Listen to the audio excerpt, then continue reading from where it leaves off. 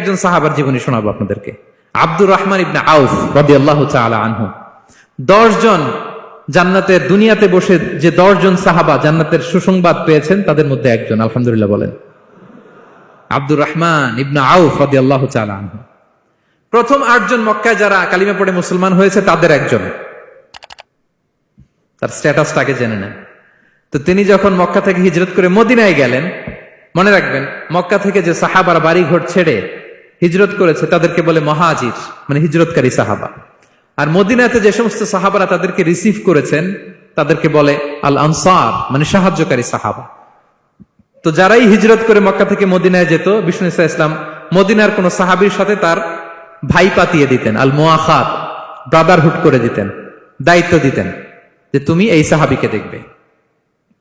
তো আব্দুর রহমান ইবনে আউফ রাদিয়াল্লাহু তাআলা আনহু যখন হিজরত করে গেলেন, তার দেখভাল করার জন্য যে সাহাবীর দায়িত্ব পড়ল তার নাম হচ্ছে সাআদ ইবনে রাবিয়া, আনসারী সাহাবী রাদিয়াল্লাহু তাআলা আনহু। বিষ্ণু বললেন, সাআদ, আব্দুর রহমান ইবনে আউফ তোমার ভাই, ভাই বানিয়ে দিলেন। কি বানিয়ে দিলেন? তুমি তাকে টেক কেয়ার করবে, সে হবে তোমার মেহমান। সুবহানাল্লাহ। সাআদ ইবনে রাবি রাদিয়াল্লাহু তাআলা আনহু তিনি আব্দুর রহমান ইবনে আউফকে ডেকে নিয়ে গেলেন, ঘরে নিয়ে গেলেন মেহমানকে, এবং বললেন, ইয়া সাআদ ইন্নী আকসারুল আনসারি মালান। হে সাআদ, তুমি চিন্তা করো না, তুমি মনে করো না যে তোমার ভরণ পোষণ দিতে আমার কষ্ট হবে। আমি মদিনার সবচাইতে বড় বিজনেস ম্যাগনেট, সবচাইতে বড় বিজনেস ম্যাগনেট আমি। No tension, don't worry about it. Tension নিও না, আসো, তোমার জন্য আমার কি প্রপোজাল শোনো। ফাআকসিমু লাকা নিসফা মালি, আমার যত সম্পদ আছে আমি অর্ধেক তোমার দিয়ে দিব। সুবহানাল্লাহ। এত আসতে আপনার বাড়িতে কেউ মেহমান হলে করতে পারবেন এরকম?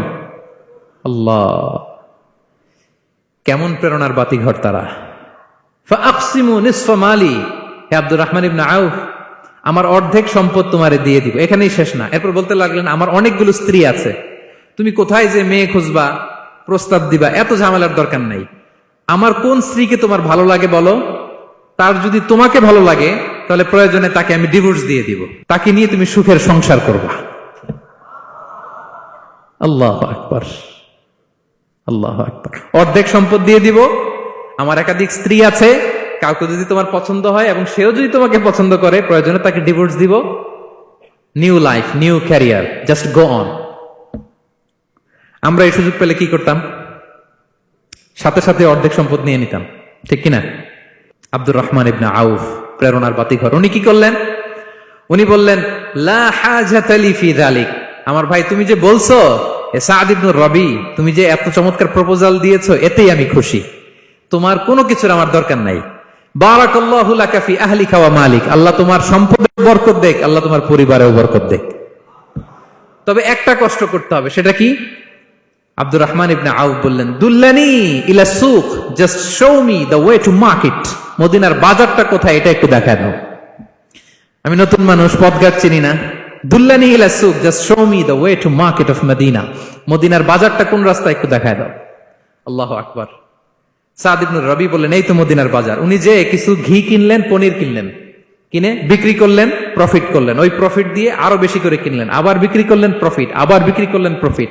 এই কেনা বেচা করতে করতে 1-2 মাসের মধ্যে উনি মদিনার one of the biggest business magnate হয়ে গেলেন। আল্লাহু আকবার। কি হাড় ভাঙ্গা পরিশ্রমই না তারা করেছেন। একেবারে রেডি ক্যারিয়ার ছিল, গেলাম সবচেয়ে বড় বিজনেসম্যানের অর্ধেক সম্পত্তি পেয়ে গেলাম। He didn't accept the ready career, rather he made his own path with his own endeavor. নিজের চেষ্টায়, নিজের পরিশ্রমে, নিজের ঘাম ঝরিয়ে নিজের ক্যারিয়ার তৈরি করেছেন। চিল্লায় বলেন ঠিক কিনা? This is the biography of Abdur Rahman ibn Auf radiyallahu ta'ala anhu. Be a part of our vision. Do listen and share the khair.